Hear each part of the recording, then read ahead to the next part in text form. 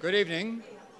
I think we'll try and get started. I want to welcome all of you here to Roger Williams this evening. I'm Don Farish, the president. It's lovely to have such a large crowd. I'm seeing an awful lot of townspeople here. We're very, very happy about that because these are the kinds of events that we hope will attract people from the local community, but I'm also seeing a good number of our faculty and staff and students from the institution.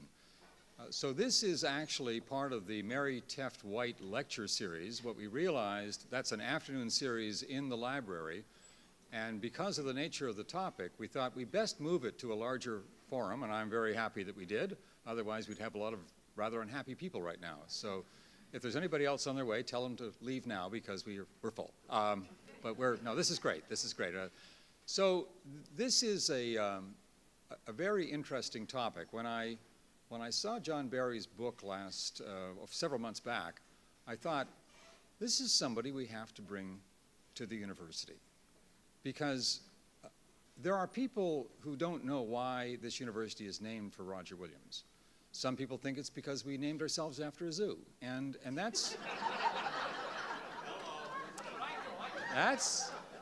just not correct. So let's scotch that rumor right away.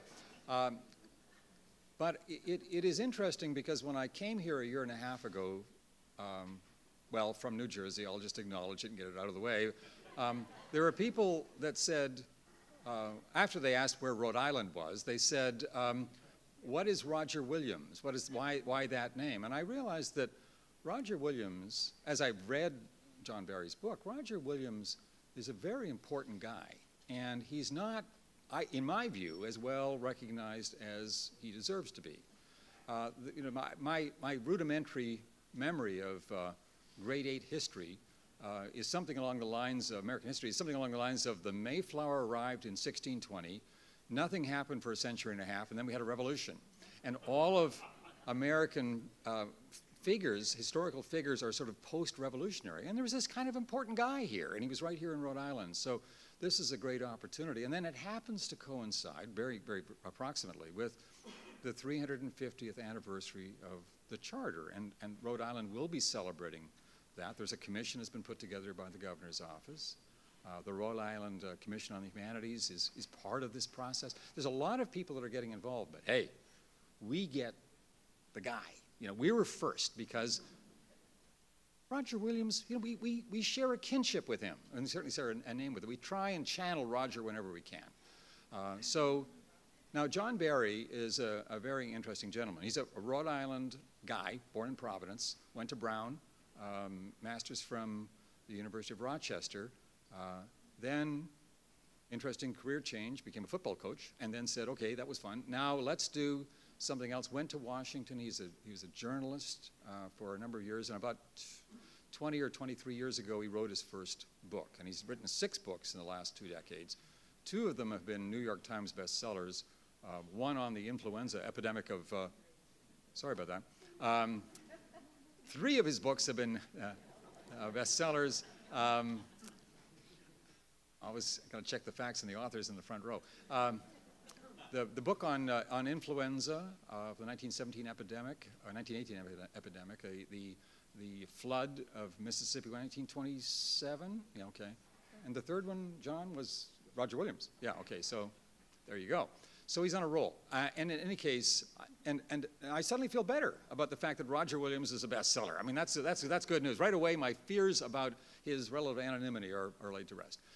So he is a really interesting guy. We had an afternoon session today with 2 merged classes of students where I played sort of the interrogator of the author, asking questions so that he didn't have to do the same story twice. But tonight, despite appearances to the contrary at the moment, I'm going to get out of the picture very quickly here and just let John talk about Roger Williams and his book. Thanks again for being here. Let's give John Barry a warm welcome.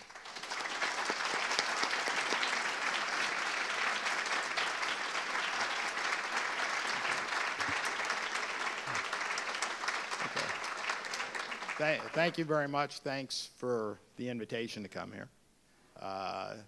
Thank you for coming. Thank you for the introduction.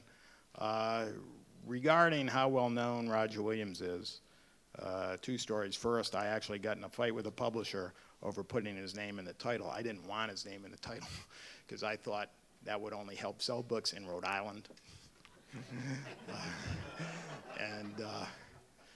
But the other thing is, when I was working on this book for a long time, people said to me, "What, you're writing about a musician?" And in a way, I was, because the musician Roger Williams was born with the name Louis Wirtz. And he wanted to pick a name, he chose a name that to him represented the best of America. And he chose Roger Williams, and of course one of his best known, if not his single best known song is Born Free. And that's not a coincidence. Anyway, what I want to talk about tonight is really the oldest argument in American history. And it's also one that's as current as the presidential campaign. And that is, of course, the argument over the role, the relationship between church and state in America. And every Republican presidential candidate in the primaries accused Obama of waging a war on religion.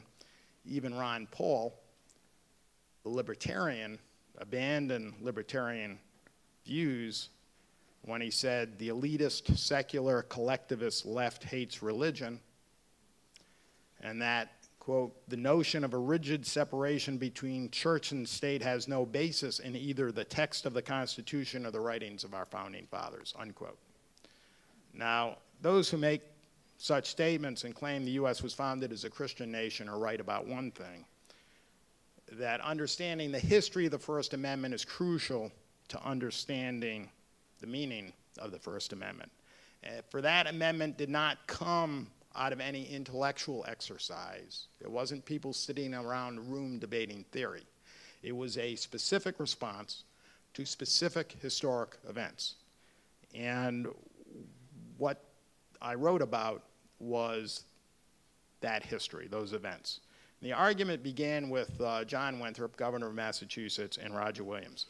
Winthrop gave what the New York Times called the greatest sermon in the last 1,000 words, 1,000 years, which included the words, "For we must consider that we shall be as a city upon a hill. The eyes of all people are upon us." And Winthrop's definition of Americans as a chosen people with a covenant with God has informed American culture ever since and informed the belief that we're a Christian nation. But from the very beginning, there was an alternative vision. Now, Roger Williams was a Puritan minister.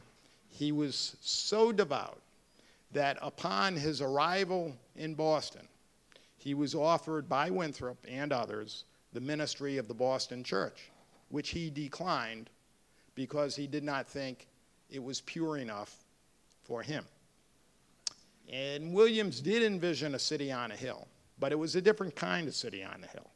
For him, that represented freedom. And Winthrop and Williams never settled their great dispute, and of course, it's not settled yet. But that dispute did define, for the first time in American history, two fault lines that have run through the last 400 years, fault lines which remain central to defining our society.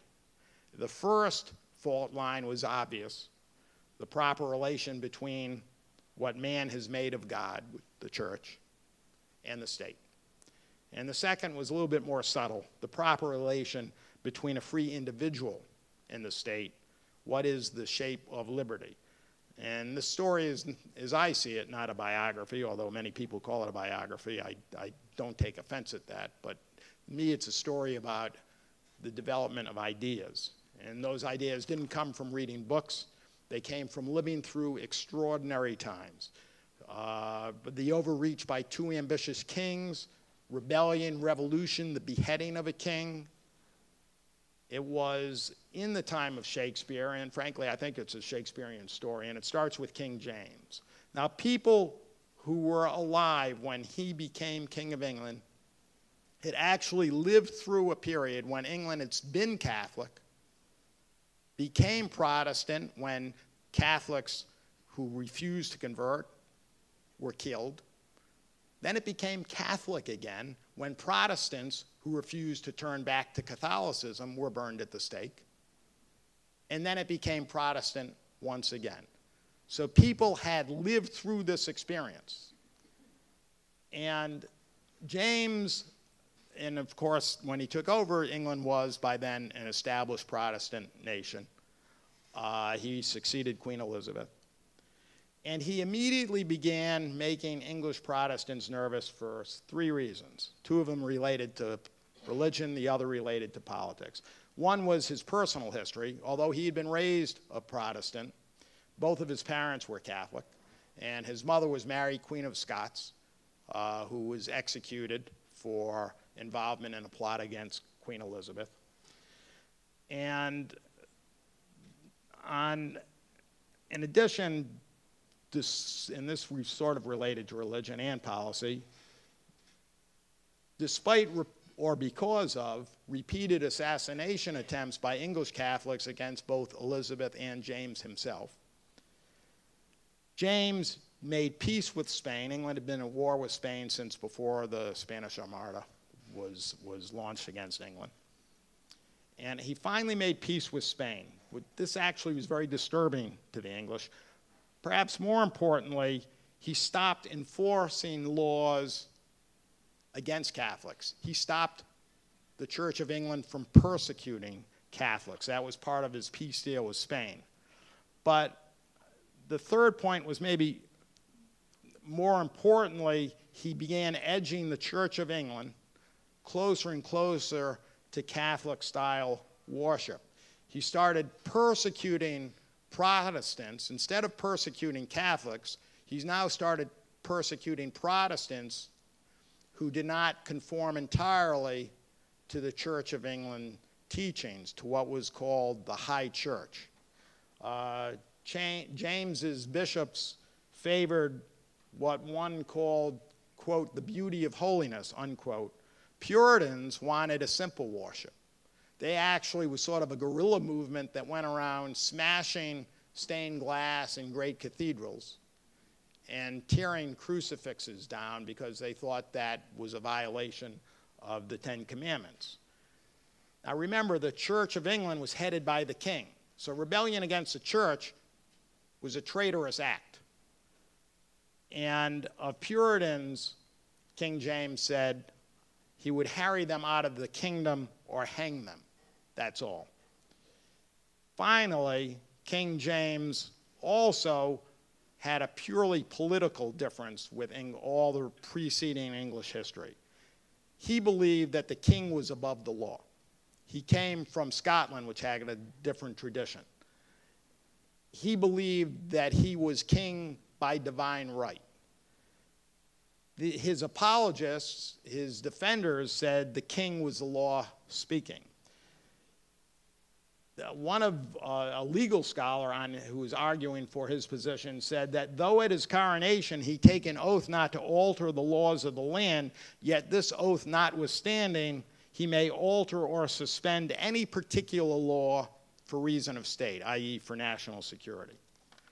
Now, to bring that up to current times, in the last president's administration, one of his attorneys, John Yoo, repeated the same arguments that King James's apologists said when he wrote a memo saying the Constitution would not apply, and he italicized the word not in his memo explaining why the President of the United States was not bound by the Constitution in certain circumstances. So this argument is ongoing.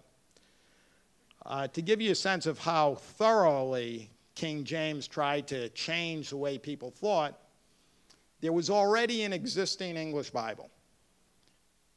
But James believed that it was subversive because it did not preach total subservience to authority. The reason the King James Bible exists is because he wanted a new translation of the Bible. Now, that's obviously a glorious document, one of the great accomplishments in English literature. But it exists because he wanted a new version, a new translation that preached total subservience to authority. James believed the subject had no right to rebel against authority under any circumstances. In his own words, he said that if there was a bad king, the subject's response could only be in, quote, sobs and tears to God, unquote. In other words, the subject could pray. That was it. When an Oxford Don asserted a subject could lawfully resist authority when their life or chastity was illegally threatened, that man was thrown in jail, and so were two other Oxford professors who defended his position. Enter Sir Edward Coke, the greatest jurist in English history. Now, I doubt that many people in this room who haven't already read my book ever heard of Edward Coke, but every American over the age of 5 knows his most famous ruling. He said, "The house of everyone is as his castle." He accomplished many things and set many precedents. He largely defined common law.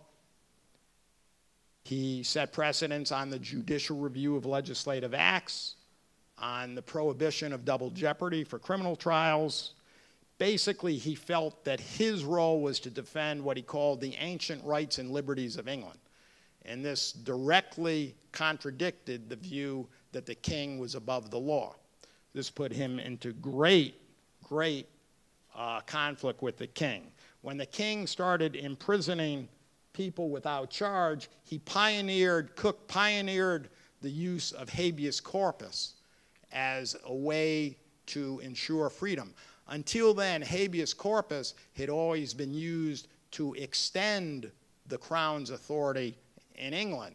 It had been used when some lord 200 miles from England put someone in prison in his private jail, then crown officers would issue a writ of habeas corpus for that distant lord to show that his imprisonment of this person conformed with the king's laws. All of a sudden, habeas corpus, for the first time, is now being used against the crown to defend individual liberty. And as I said, his view was summed up in the idea that everyone's house is castle. And he extended, and remember, in that the castle was not a rhetorical term. In the 1600s, a castle was a very tangible idea. And what he was doing was equating the rights of the lowest commoner in England with a great lord with an army. You had the same legal rights before the law. He went so far as to say that a layman who killed church officials trying to arrest him in his own house could not be tried for murder because they had no legal authority to be in the guy's house. So, not surprisingly, King James dismissed Coke from the bench and sent him to the Tower of London without charge, incidentally. And there Coke said, "If the king desires my head, he knows where he may find it." So he was obviously uncowed. He was eventually released, and when he got out, he continued to lead parliamentary opposition. James dies, Charles becomes king, and the conflict, if anything, got worse and intensified. And Coke now writes what's called the Petition of Right, and he got Parliament to pass it unanimously. The Petition of Right is the second most important document in English constitutional history, second only to Magna Carta. 4 of the amendments of our Bill of Rights come straight out of this Petition of Right, along with the habeas corpus clause in the Constitution. Winston Churchill called this, quote, "the main foundation of English freedom, the charter of every self-respecting man at any time in any land," unquote. Now, for much of the period that Coke was fighting for freedom and liberty against a monarch trying to create something akin to the czars of Russia, at his side was a young amanuensis, a boy who grew so close to him that he referred to the boy as his son. And that boy was Roger Williams.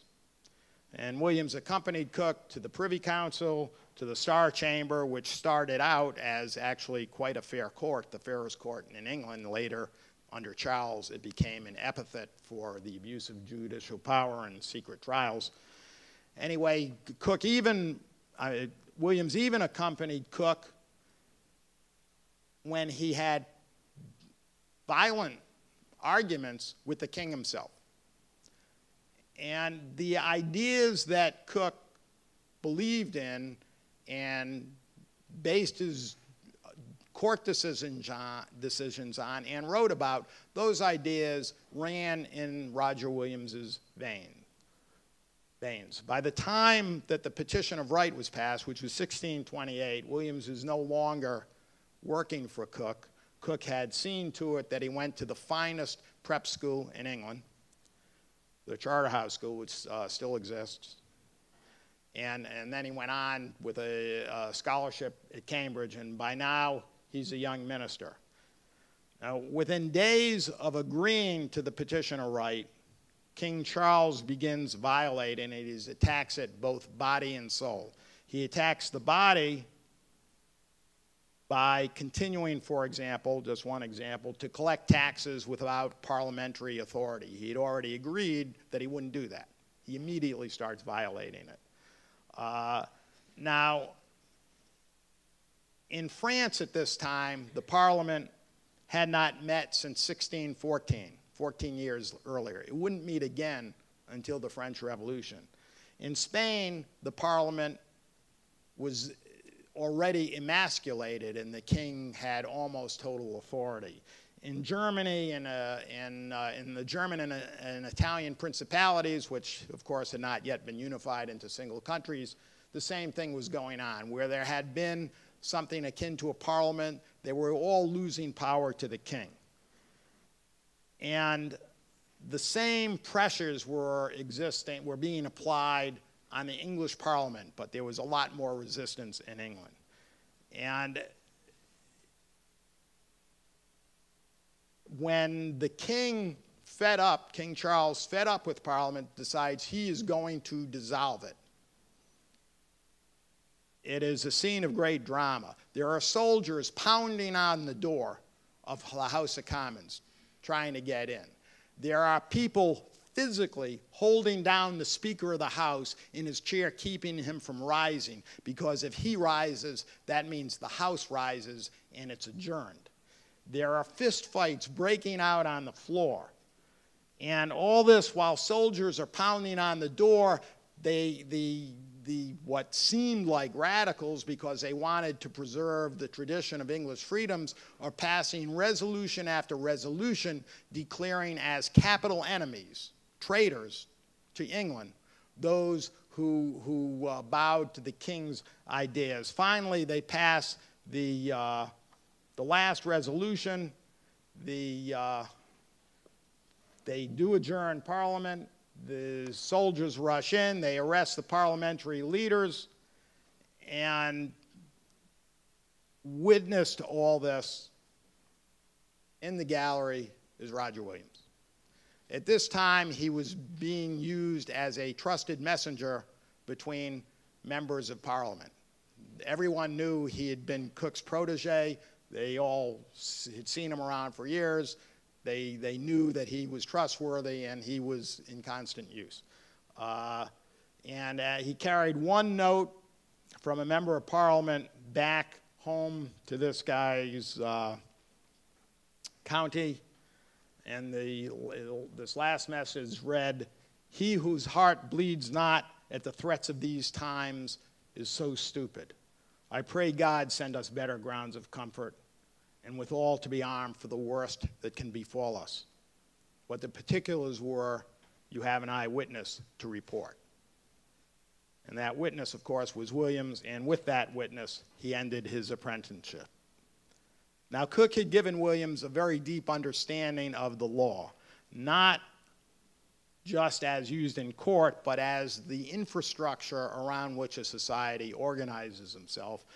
And he also gave Williams an understanding of liberty, and Williams had witnessed, observed, lived through the experience of understanding power, how the court worked both in a courtroom and the court around the king and Parliament. He very sophisticated views of that. But there was also another human influence on Roger Williams as well, and that was Francis Bacon. And Bacon is one of the most fascinating figures I've ever encountered, either in life or in any of the books that I've written, although I'm going to entirely skip over him in this talk, pretty much. I already knew Bacon as a philosopher of science, the guy who was the first person really to define the modern scientific method, the idea that you don't rely on logic, you use evidence, and then you form a hypothesis and you actually create experiments to test your hypothesis. And that's how you arrive at the truth. And that was sort of a hobby for Francis Bacon. Bacon, I mean, he was so brilliant. The fact that some people think he wrote Shakespeare's plays, I don't think that, but that's an indication of the breadth of his knowledge and understanding. He was also Chancellor of England. That's the most powerful person in England other than the king himself. And he was a lawyer and had been Attorney General before that. And he and Cook despised each other. They were on different sides. They competed as lawyers in court. They had competed even for the same wife. And they really hated each other's guts. And they spent much of their lives trying to destroy each other, and in a way, both of them were successful. It was Bacon who convinced the king finally to get rid of Cook and dismiss him from the bench. And Cook turned around in Parliament and made sure had Parliament impeach Bacon, the first impeachment in 2 centuries in England. So they were both successful in destroying each other.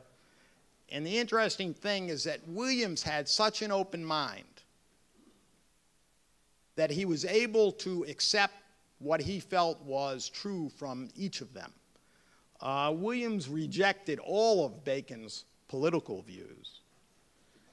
But as I say, a sign of his independence was that despite his rejection of Bacon personally and Bacon's personal corruption, and believe me, Bacon was corrupt, and yet he could learn from him. As I said a moment ago, Bacon talked about using experiments to test evidence. He called truth, quote, the daughter of time, not of authority, unquote. And he declared, quote, I am building in the human understanding a true model of the world, such as it really is, not as man's reason and belief would like it to be, unquote. Cook taught Roger Williams what to think. Bacon taught him how to think. Now, the final influence on Williams was Scripture. As I said, he was a minister, he's an outstanding scholar, a linguist, he read the Bible in many languages. And as anyone who reads Scripture knows, it's hard enough to reconcile conflicting passages in the Bible in one language. Then you factor in translation on top of it. And right in front of Williams's nose was the King James Bible, which had been created for political reasons. So Williams concluded that no human could interpret the Bible without error. Not all of it at any rate. And it followed then that no one should force their interpretation upon someone else. He called this, quote, monstrous partiality, unquote. The idea that you're so partial to your own views, you're going to force someone else to adhere to them. Argue, fine. Reason, fine. Shout, fine. But use force? No, no. Finally, Williams also had charm. An enemy called him the sweetest soul I ever knew. Another, even more bitter opponent commented on his, quote, great sincerity. His disposition is without fault as I conceive. I would be loath in any point of fact to call his testimony into question. I have thought him fitted with many good endowments for eminent service to Christ. This is one of his most bitter opponents. It's the kind of respect that they had for Williams, and knowing that he doesn't go out and distort things. He may argue a point, he may disagree with you, but he's not going to distort, he's not going to spin, as we use the phrase today. So here you have in Roger Williams a man with a brilliant intellect, whose the idea of freedom ran to the depths of his being. He sought truth, but he didn't respect authority. He had before him a model of great courage, and he had what today you would call charisma. So you put these things together and you can figure out that maybe this guy might have some explosive impact somewhere in the world. Now, I want to give two examples of, I talked earlier, and this is all part of the context. I said a moment ago that Charles attacked the existing society, body and soul. I talked about the body with the laws and pushing and dissolving Parliament. In terms of the soul, he was pressing more and more on Protestant dissenters, people who didn't necessarily abide by the way his bishops thought the Church of England should worship, certainly including Puritans, but even more so Baptists and other sects. He put extraordinary pressure religiously on England's soul. To give you one example, one dissenter who criticized bishops was kept through the winter in an open cell for 15 weeks through the English winter. He managed to survive, so they put him on trial. He was sentenced to having his nose split, his ears cut off, he was flogged, then he was branded, then he was sentenced to life in prison. The Archbishop of Canterbury heard the sentence, pulled off his cap, and gave thanks to God. Another bishop said, "Before God, it will not be well in England until we have our own Inquisition," unquote.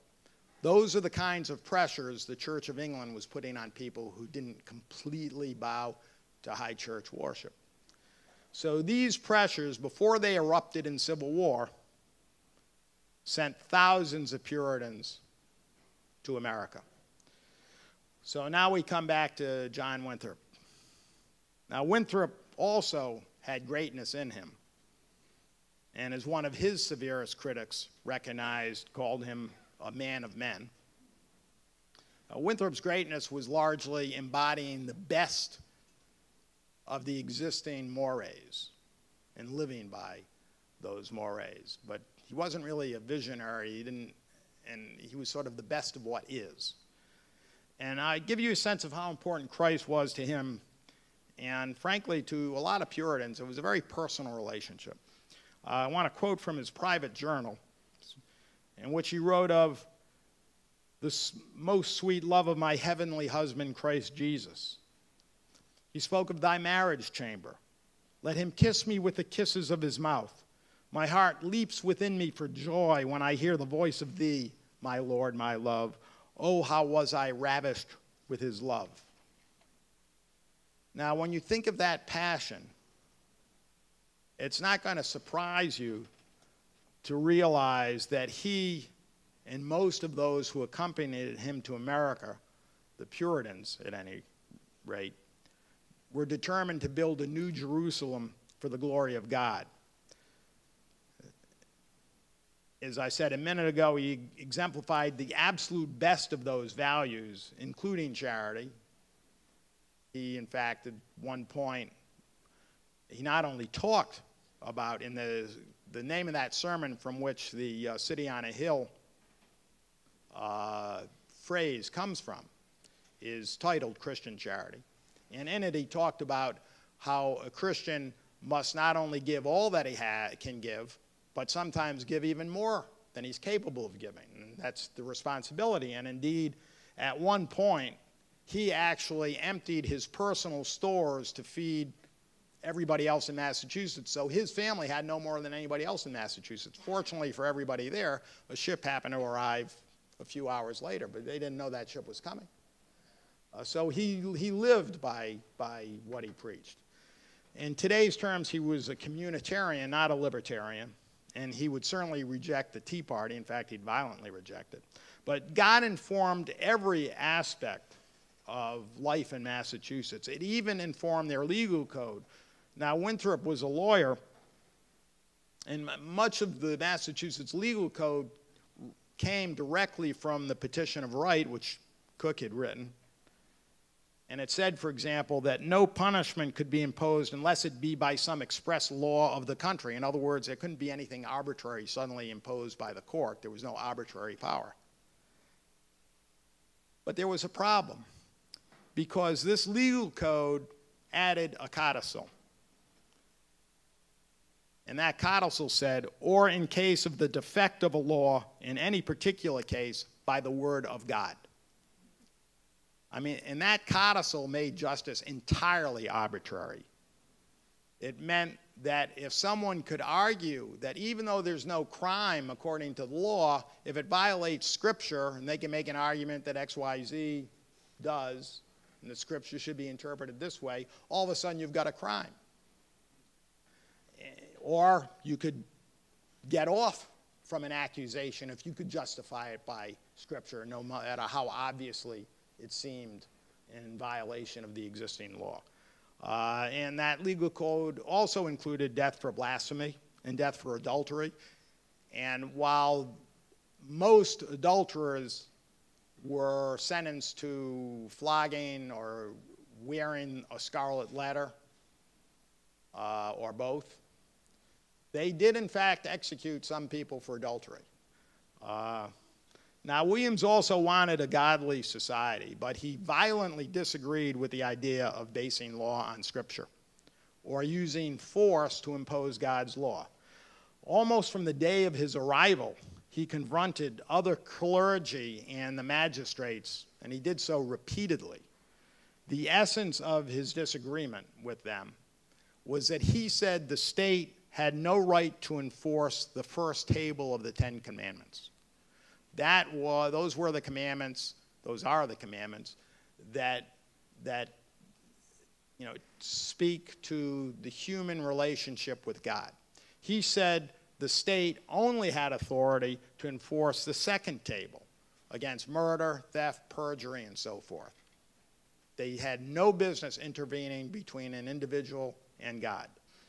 Now, his views later developed into a much more comprehensive, systematic view of the nature of power in the state, but it all stemmed from this idea that the relationship between humans and God, the state had no business interfering in. And the magistrates, the government, and his fellow clergymen could forgive nearly all sin. Christianity is based on forgiveness, so long as the sinner confessed and admitted error and conformed.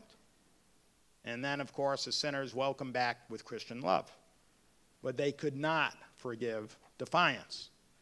So over and over, the government and his colleagues in the clergy tried to bring him into their fold and get him to conform. They failed. And because he was such an extraordinary person, because he had such a wide following in Massachusetts and such a reputation for being devout, really for politics, they decided, well, maybe we shouldn't mess with this guy. So they told him they would allow him to think whatever he wanted to think as long as he, quote, did not preach publicly on these matters, unquote. Now, it's no accident that the First Amendment not only protects the freedom of conscience, but also the freedom of speech, because it doesn't do you much good to be able to think what you want if you can't speak what you think. And Williams, of course, refused to stay silent. And in fact, now, the fact that he had developed a wide following made him, this popularity in the eyes of the government, quote, only made him the more dangerous, unquote. So they banished him. Now, when Massachusetts banished you in those days, if you returned, your punishment was up to the discretion of the court, anywhere from just being kicked out again, to being flogged and kicked out, to being imprisoned and then kicked out, or to being executed. And in fact, Massachusetts did execute several people who returned after being banished. They made one concession to him. This ruling came down in October. Because winter was coming on, they said they would delay the enforcement of the order until spring as long as he didn't preach publicly on his views. To this, he did agree. But in his own home, his castle, among friends who came to visit him, he was not silent, and he did talk about these issues. And word of this got to the magistrates, to the government, and they sent soldiers to arrest him, to put him on a ship to England. Now, had he been returned to England at this time, he would certainly, immediately upon his arrival, had been flogged, had his tongue cut out, be disfigured physically, and then been sentenced to life in prison. There is absolutely no doubt that that would have been what happened. And Winthrop was a member of the government, but he was not governor at that time. He supported the banishment, but he didn't support sending him back to England. And he secretly sent word to Williams that soldiers were en route, and a blizzard delayed the soldiers in Boston. And into that blizzard, Williams fled into the wilderness. Now, the treatment stunned Williams. He could never grasp how his friends and colleagues had banned him from civil society. If they wanted to excommunicate him from the church, okay. He could understand that disagreement. But he couldn't understand being banned from the society. Decades later, he spoke of the winter snows, which I feel yet. An Indian saved his life. That's something else that I'm going to have to skip over in this talk. The Indians are absolutely crucial to this story and to his success in England later, but I don't have time to go into it now. And anyway, he founded Providence. He made it the freest society in the world, probably the freest society the world had ever seen, that at least that had a government. And the governing compact that he wrote for Providence in 1637, and in fact, I know this is a celebration of the 350th year anniversary of the charter, but personally, or will be next year, personally I think the 1637 document that Williams wrote is really the crucial date, because the charter came from the king. This came from the citizenry. Anyway, the governing compact for every colony in the Americas, whether it was Portuguese, French, Spanish, or English, every one of them, every governing document included the same idea. To quote one of them, the colony was founded for the glory of God and the advancement of the Christian religion. Providence's compact didn't include any such language. In fact, in the draft that Williams wrote for the compact, he asked God's blessing on the endeavor. But in the final document, he actually didn't even ask for God's blessing. It was entirely secular.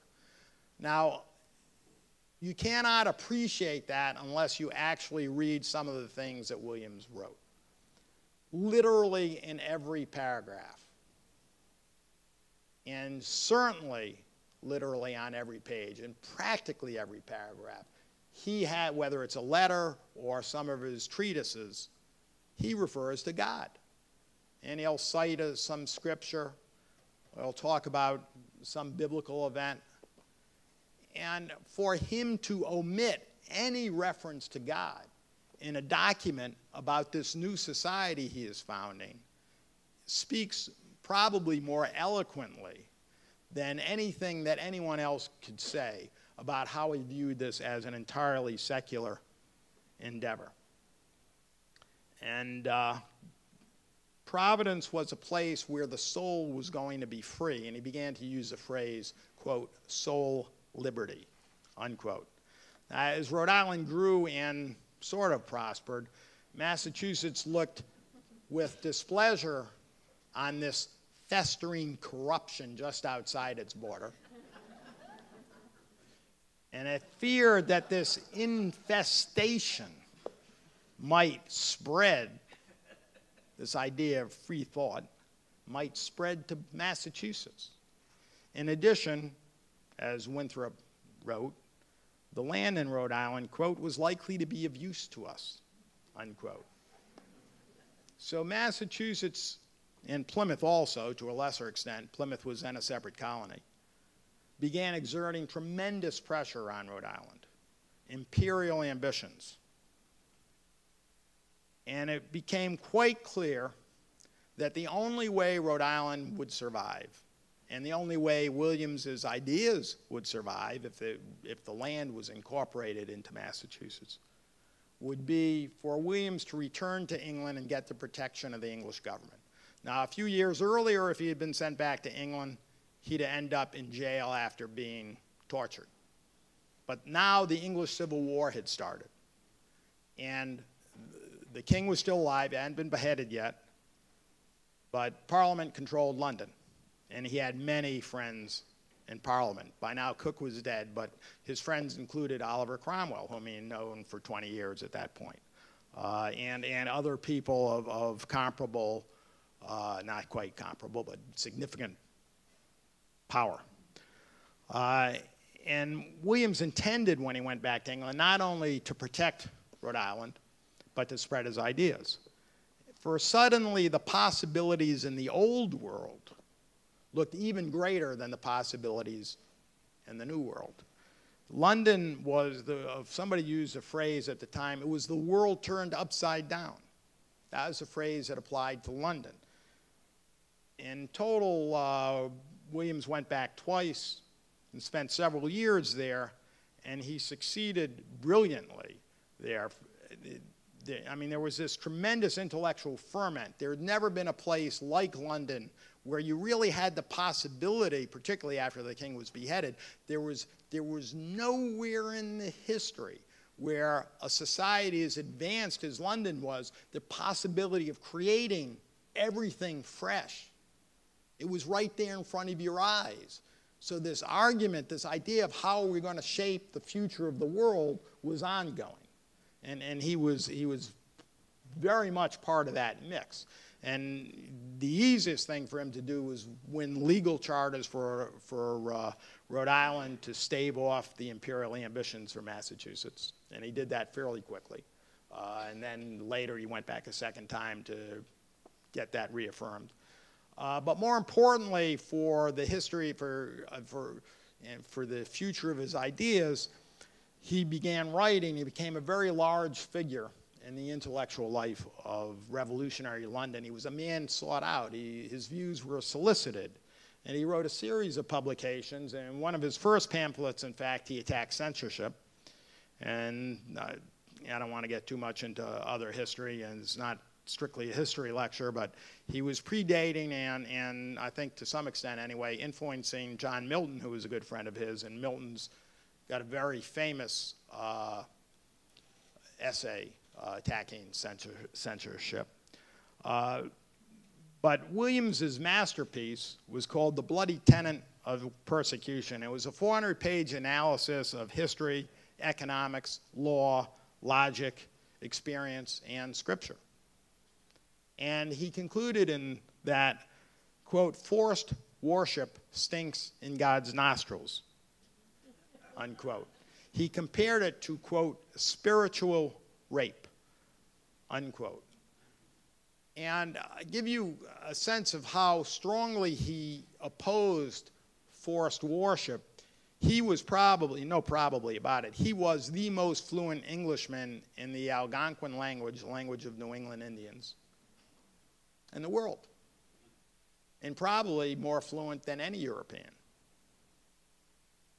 And he learned Algonquin so that he could preach to Indians and convert them to Christianity. But when he was in England, Massachusetts started putting pressure, threatening force against the Narragansetts unless they converted to Christianity.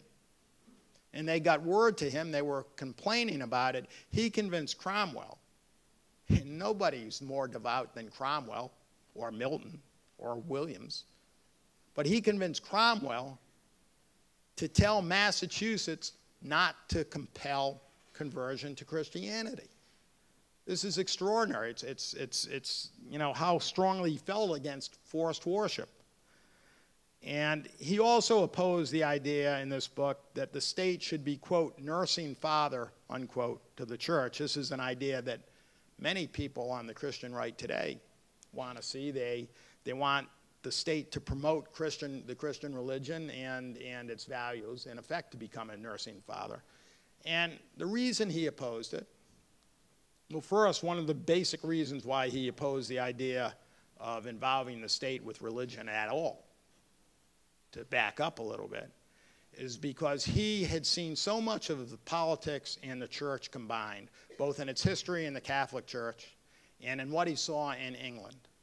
He felt it was not possible for the state and church to be linked in any way without the politics corrupting the church. It just wasn't possible for religion to stay pure if it got involved in politics.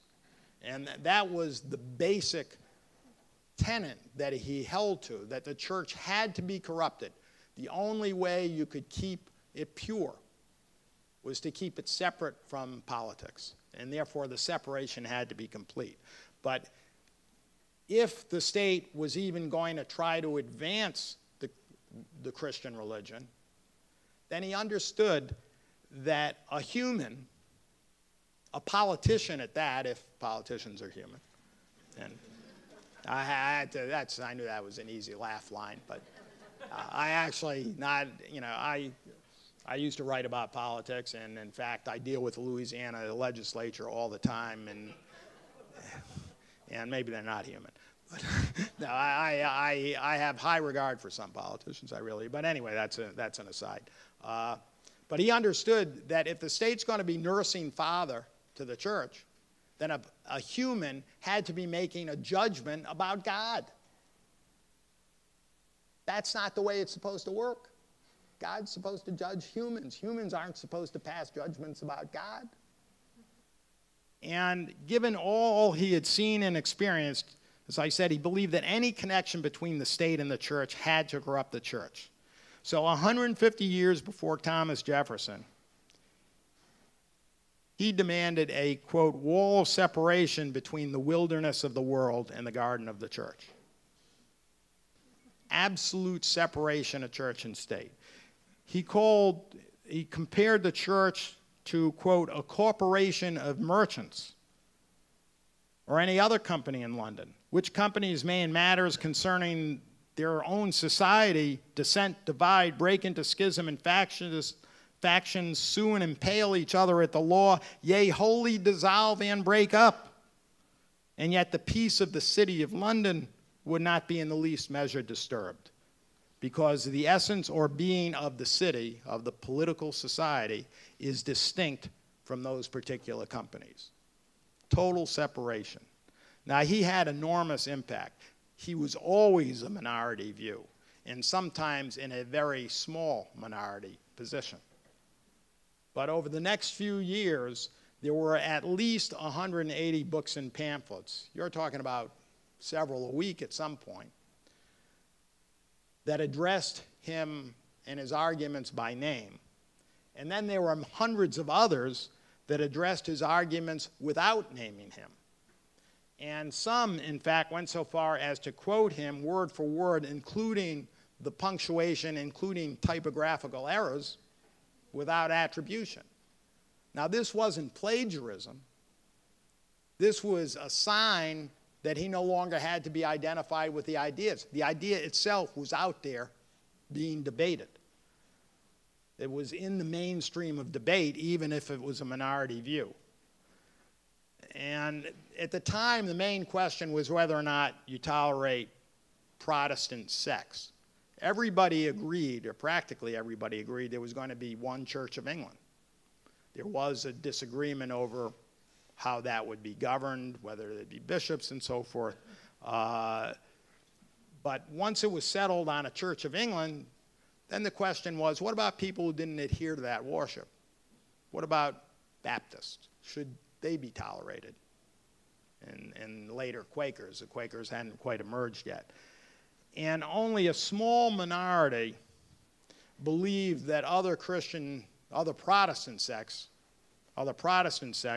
should be tolerated. Only a small minority. And of this small minority, only a tiny minority believed that Catholics should be tolerated. And no one believed atheists should be tolerated except Roger Williams. And again, given the impossibility of interpreting of any human interpreting all of the Bible without error, given his beliefs in individual liberty, he demanded that the most Jewish, paganish, Turkish, or anti-Christian consciences in all nations and countries have the right to worship. He actually opposed toleration because toleration is something you can withdraw. It's permission. This was a right. And his impact was enormous. A generation later, he was a particularly powerful influence on John Locke. Although Locke didn't go as far as he did, Locke didn't tolerate either atheists or Catholics. And yet Williams's most revolutionary and original statements were purely in the political realm. He was not the first person to talk about separating church and state. That idea had been around, although every other person who had ever talked about it had been persecuted. Williams was probably the first person to suggest it who, at least in Massachusetts, was in a position where his views were the dominant views. Theologically, there was no difference between his view of the Puritan Church and John Winthrop's. They were in total accord on when it came to pure theology. So he was different in the sense that he could have been in the elite if he had chosen to be. It was his position on allowing others to worship freely that made him, put him in a persecuting. That was different. But his most revolutionary statement was political. Now, even those who believed that the king, who fought the king, who didn't believe the king ruled by divine right, even those believed that the authority of government came from God. No member of parliament, even in the middle of a civil war, even while they're beheading the king, thought that the authority of government came from anywhere but from God. John Winthrop in Massachusetts is elected governor, and after the election, he tells the people who just voted for him, though chosen by you, our authority comes from God. And the people who just voted for him didn't disagree. They didn't think it was arrogant. They would have been appalled by the idea of anything else. Williams is the first person in the modern world, I don't know enough about Greek democracy to make a comment there, but he was the first person in the modern world to link freedom of religion to politics. And it followed, and he had the courage to follow logically where his thinking took him. Since the government was entirely secular, then it couldn't get its authority from God. Where did it get its authority from? I infer that the sovereign, original, and foundation of civil power lies in the people. Governments have no more power, nor for longer time, than the people agreeing shall be trust them with, unquote. At the time, I mean, that seems so obvious to us now in America. He's the first person in the world to say that. He also rejected a view he was so influential that 3 years later, when some really radical groups in England called levelers, groups whom he didn't agree with necessarily, when they began creating troubles, one of the most observers of the London scene, Williams had left by now, but they called Williams the master of our disorders. And Williams also rejected a view that was universally held at the time, practically, and which many still hold today, that, to quote one of his antagonists, John Cotton, if the church and people fall away from God, God will visit the country with a calamity. You may recall after 9/11, Jerry Falwell and Pat Robertson suggesting that the gays and the ACLU were why 9/11 happened. He blamed liberals. They blamed liberals. And Williams called himself a diligent and constant observer of evidence. So going back to Bacon's influence, Williams did what was almost the equivalent of a quantitative analysis. And he looked at, he was sophisticated, he knew what was going on pretty much everywhere in the world, certainly in the developed world. In fact, his brother traded with Islamic countries and Catholic countries, which were in some ways even more foreign. His uncle had been mayor of London. He was a sophisticated guy, in addition to his own personal experience with Cook. And he knew history, and he looked at all these different societies, and he said, you know, quote, if success be the measure, then all reason and experience prove calamity and success come alike to all, and are no arguments of God's love or hatred. He concluded, therefore, that a Christian government official was no more and no better a magistrate than one of any other conscience or religion, unquote. Try saying that today and running for office. So I'm going to conclude and talk. I mean, there are four roots of influence, four roots that Williams' ideas followed, and I think became very important in American history. The first is that Williams set an example. People knew who Williams was. I mean, 100 years later, his name was known. One of his critics who dismisses him and thinks he didn't really accomplish much, Perry Miller, and Williams is one of the most controversial people in American history. Some historians really think he was a minor figure. Others think he was the most important figure before the Revolution. Miller is on the side dismissing him. But even Miller says the most important thing was that he stood at the beginning of American history. He was America's first contradictor of authority. He was an example for other people to follow. He was always out there. So that's one way. He was kind of part of the atmosphere of American history. That's one way he had influence, sort of very indirect.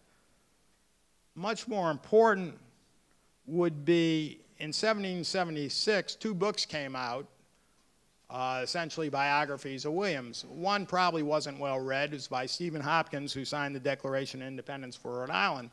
But Hopkins' personal views on Williams were likely communicated around the country because he was so much a part of the revolutionary ebb and flow at that time. The second book was widely read by Isaac Backus. It was A History of the Baptists was the title of the book, but much of it is a biography of Roger Williams, and that did get wide attention, and it came out in 1776, and contributed to the understanding of how a society might function and deal with freedom.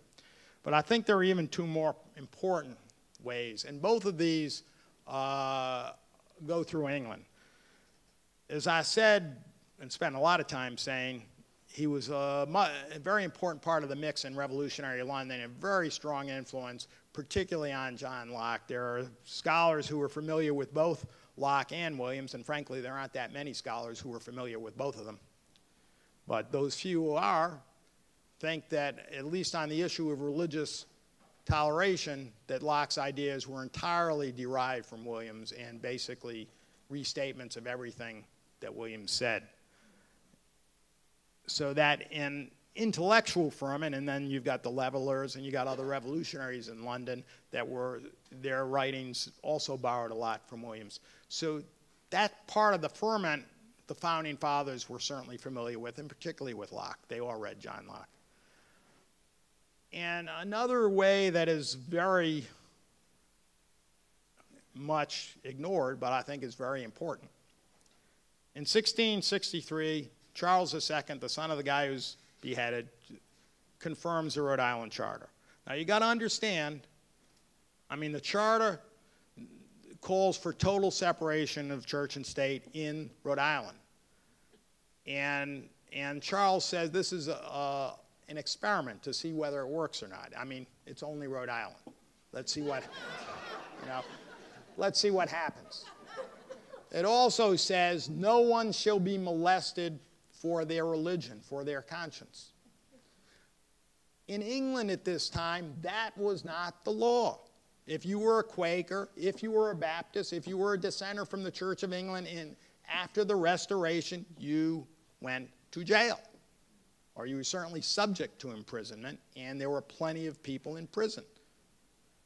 But not only did Charles allow Rhode Island to continue its tradition, to continue and stamp with the royal imprimatur what Williams had already written in earlier charters,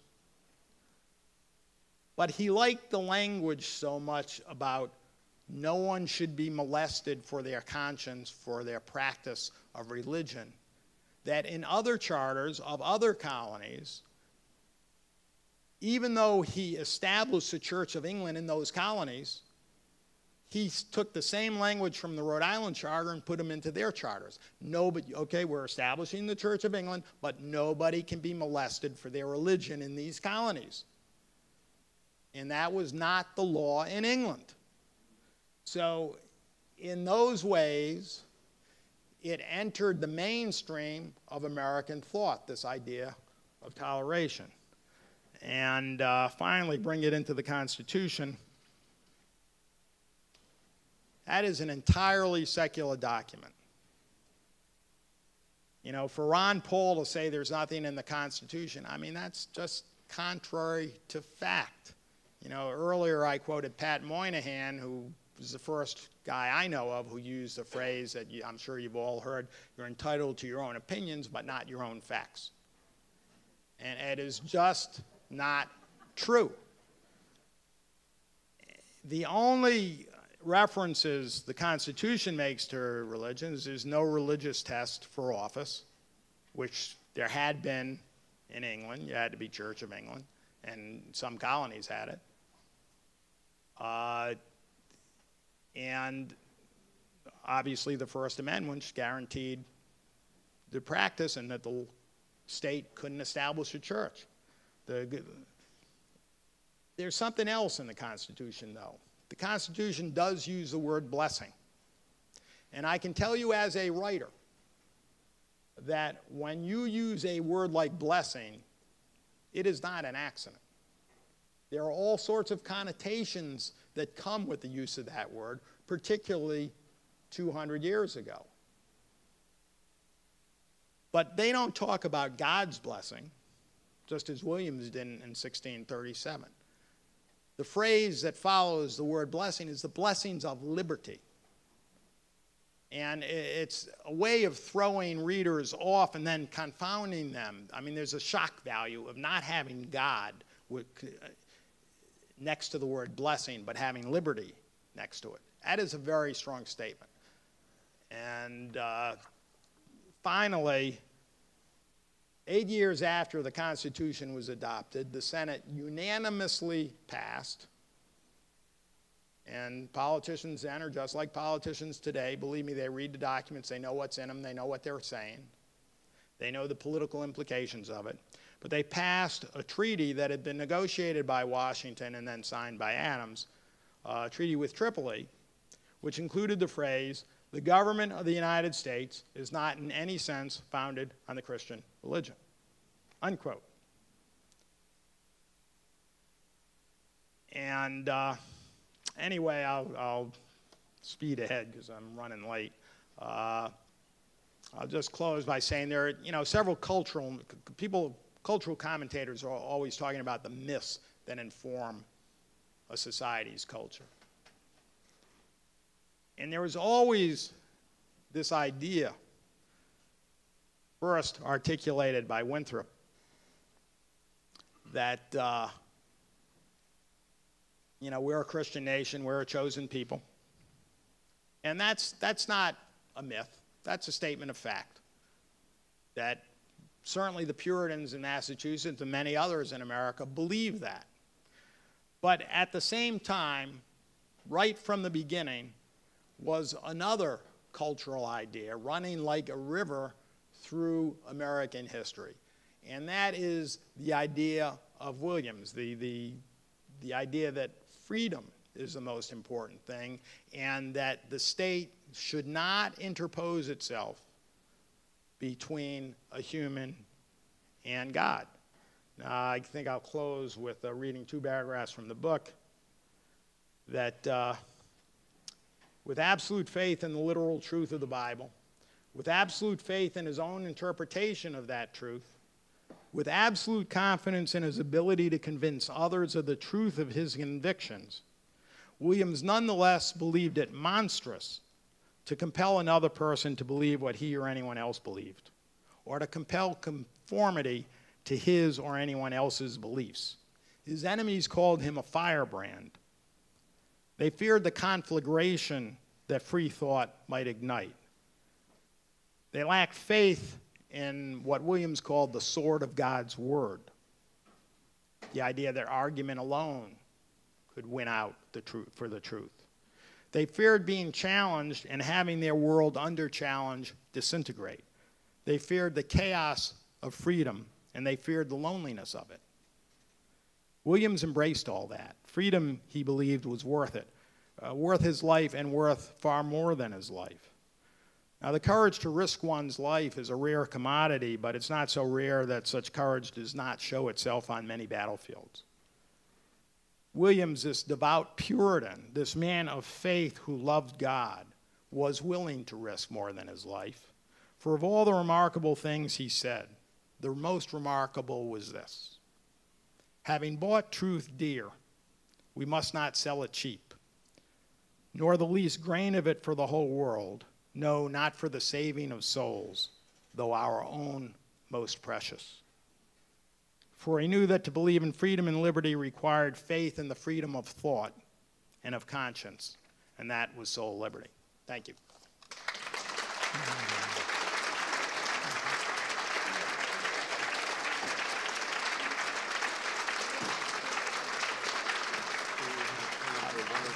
Yeah, I'll take questions as long as you want to keep people there.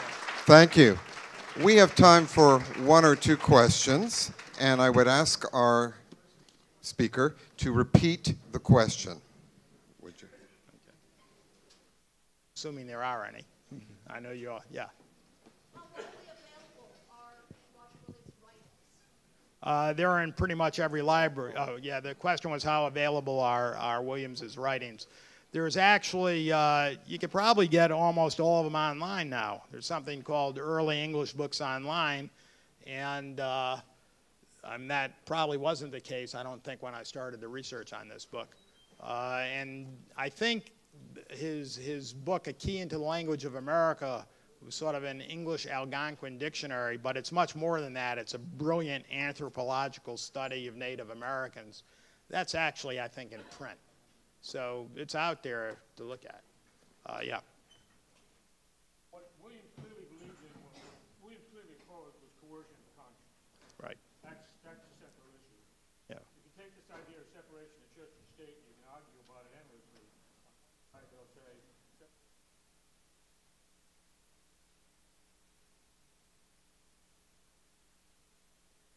religion. I mean, those so the self is up to the debate. Yeah.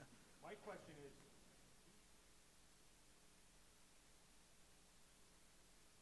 opposition to coercion.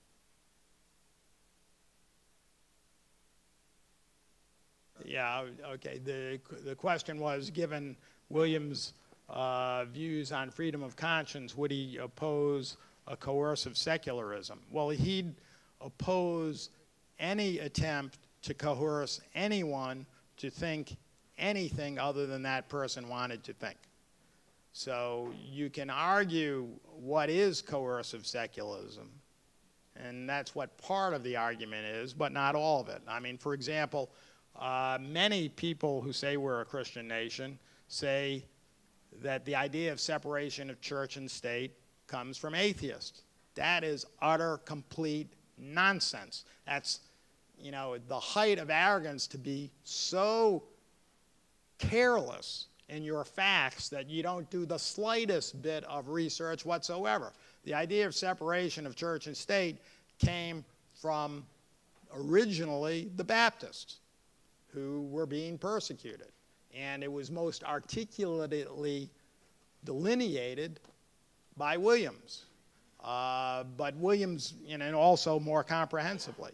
And no one, including Williams's most bitter enemies, as I quoted in the talk, thought that he was anything but one of the most devout men they ever encountered in their lives. So anyway, another question in the back there.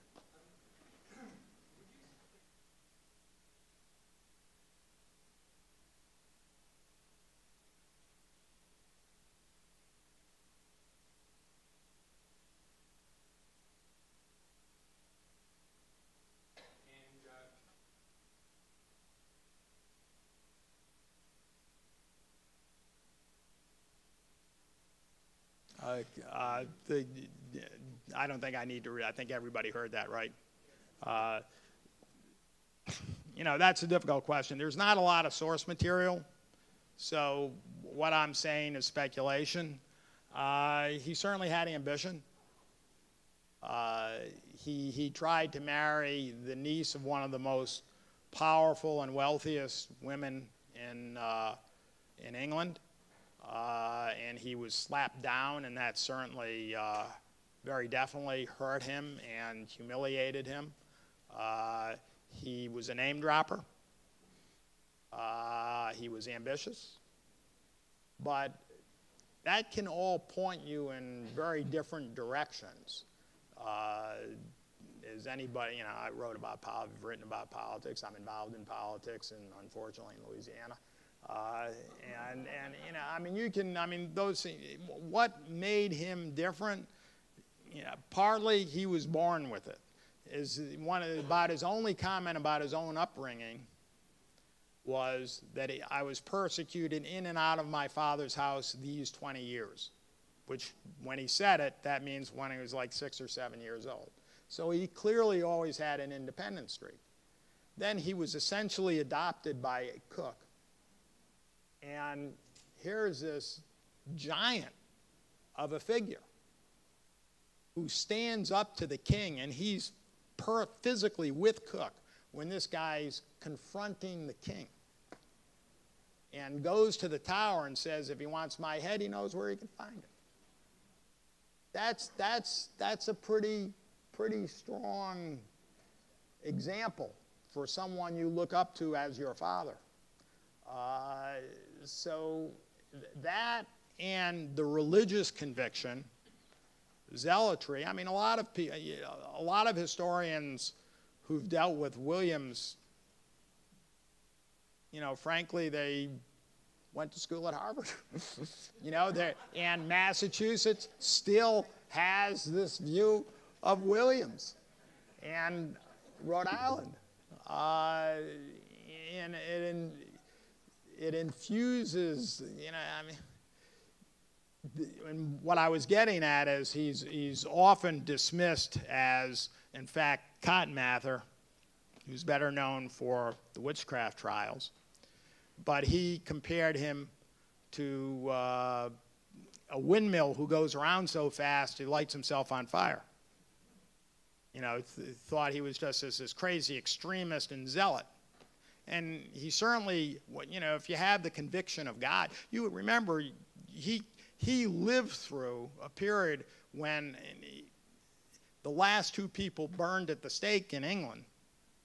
He would have been very aware of those 2 events, very aware. One was a namesake of his uncle or something, and I forgot that.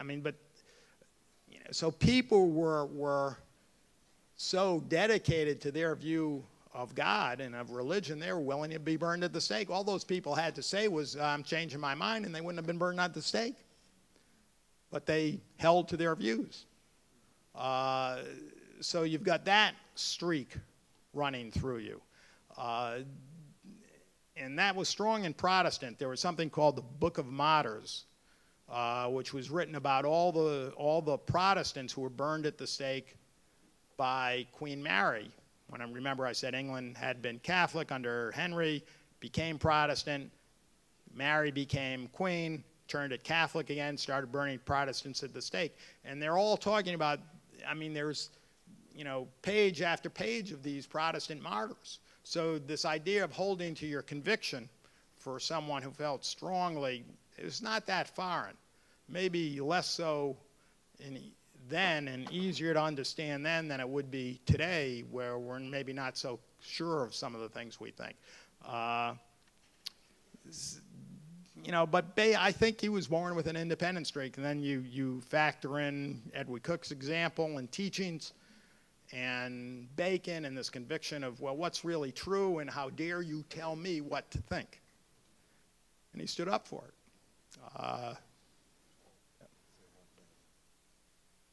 Before we take further questions, and we'll have time for just a couple more, there is a reception in the main library following this under the clock tower, so please join us there if you can. You can certainly talk to John then too. And for the university students who wish to receive merit points, please see me at the book sale table just outside. That's not a political statement, okay? Couple more questions. Okay.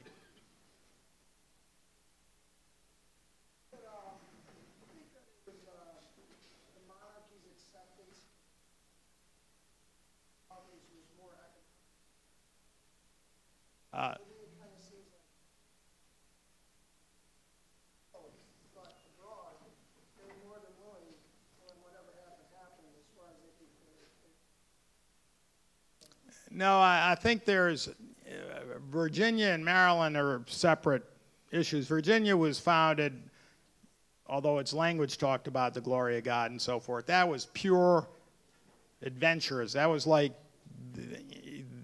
looking for gold in Alaska. That was a wild frontier. And no families went to Virginia, only young men, and they died. I mean, 60, 70% of them died year after year because of disease. But they kept going because of the potentials for wealth.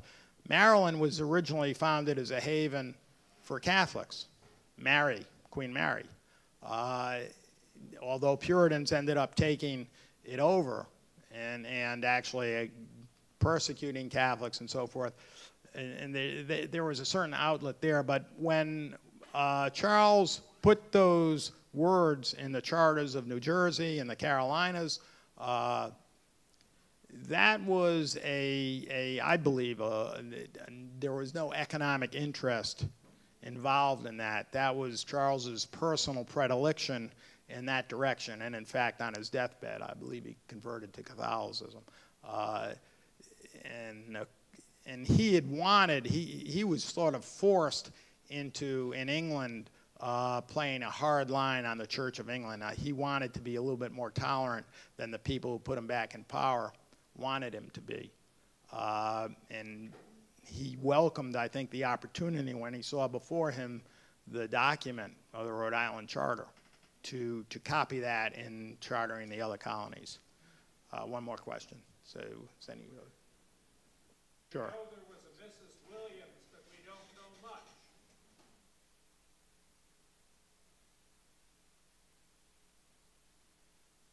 While he was away from him. No. We don't know much about his wife, other than, in fact, we don't even know this for certain, but we think she was the daughter of a very well-known Puritan minister who was also wrote quite a bit. His relationship with his wife, we know very little about that. She was not wealthy, and in fact, Rhode Island promised to support her and to reimburse Williams for his costs and so forth while he was in England, but they never did. And one thing I didn't talk about, well, I won't raise it now either. So I think that was it. Thank you.